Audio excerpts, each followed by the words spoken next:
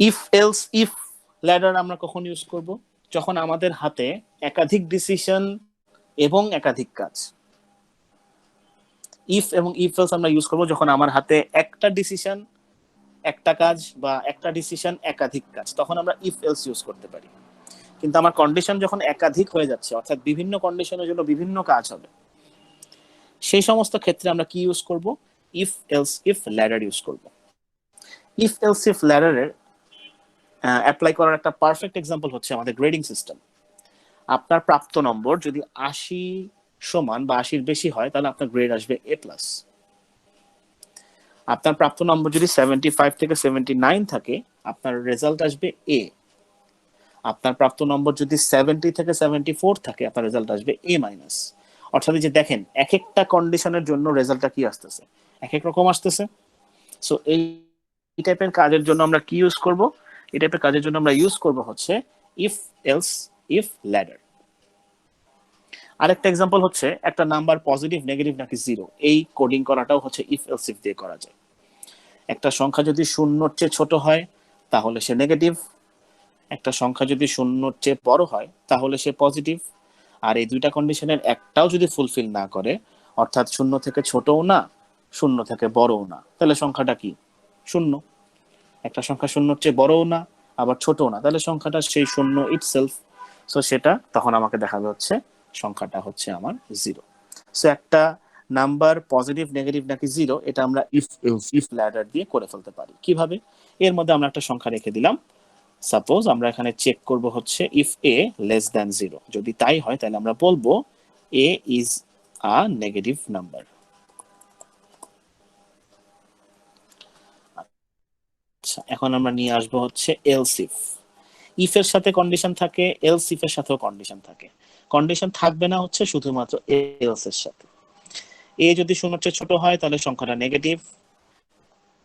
দেন আমরা চেক করব এ শূন্যের চেয়ে বড় কিনা, তাহলে দেখাবে এ ইজ আ পজিটিভ নাম্বার।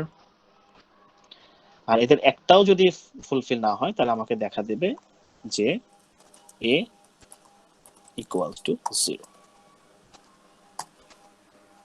এই হচ্ছে আমাদের কোড। তাহলে কি দেখানো উচিত? এ ইজ আ পজিটিভ নাম্বার, কারণ এর মধ্যে রাখা হয়েছে 11। আচ্ছা, বানানটা ভুল হয়েছিল। ওকে, ইফ এলস ইফ ল্যাডার কিভাবে কাজ করে সেটা দেখি। সেটা হচ্ছে প্রথমে ইফ এর কন্ডিশন চেক করে। ইফ এর সাথে যে কন্ডিশন রাখা আছে, এটা যদি ফুলফিল হয়, তাহলে ইফ এর আন্ডারে যে স্টেটমেন্ট আছে সেটাকে এক্সিকিউট করে, ও ইফ এলস সবগুলাকে শেষ করে তারপরে যে স্টেটমেন্টটা আছে, সাপোজ এখানে যদি একটা প্রিন্ট এফ থাকে,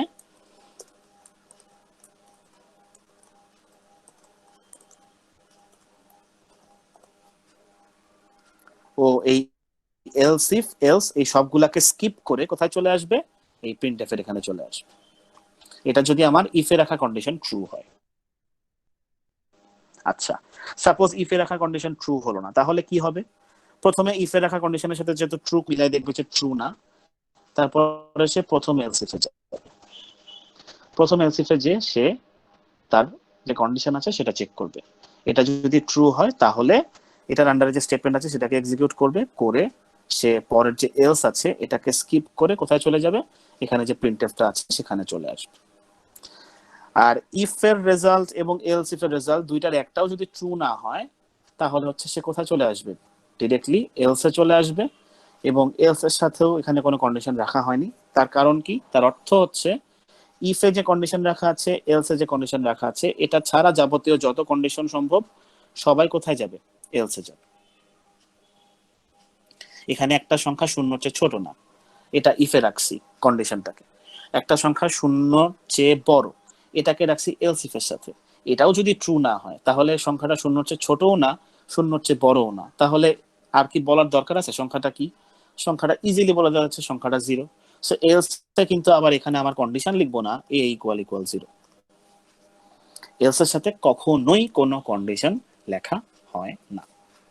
এবং ইফ যে কন্ডিশন নিয়ে কাজ করতেছে তার একটা রেঞ্জ আছে, এলস ইফ যে কন্ডিশন নিয়ে কাজ করতেছে তার একটা রেঞ্জ আছে। এই দুইটা রেঞ্জই যদি ফলস হয়, তাহলে এই রেঞ্জের বাইরে যাবতীয় যা পড়বে সবাই কোথায় চলে যাবে? এলসে চলে যাবে।